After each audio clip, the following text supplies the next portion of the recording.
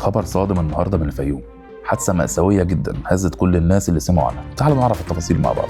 النهارده الثلاث 21 يناير بنك مصر فرع الفيوم شهد واقعة مؤسفة جدا بطلها احد العملاء اللي فقد اعصابه بشكل كامل. الموضوع بدأ لما العميل مؤمن هو محامي حر داخل في شجار مع موظفي البنك. المشكله بدأت لما مؤمن كان عاوز يصرف العائد الادخاري الخاص بيه قبل ميعاده، ولما الموظفين في البنك رفضوا طلبه حصلت مشاده كلاميه عنيفه جدا بينهم. الامور ما وقفتش عند كده، المحامي فقد السيطرة تماما على نفسه وطلع آلة حادة كانت معاه. للأسف الحادث ده أدى إلى استشهاد العقيد فتحي عبد الحفيظ سويلم اللي كان موجود في المكان بعد ما المحامي اعتدى عليه بآلة حادة. كمان الحادث ده أسفر عن إصابة 4 آخرين من رجال الشرطة اللي كانوا بيحاولوا يسيطروا عليه في الموقف. نقيب الشرطة محمد حسام الدين، وأمين الشرطة محمد كامل عبد الرحمن، وأمين الشرطة محمد سيد أحمد، وأمين الشرطة سعيد جمعة إسماعيل.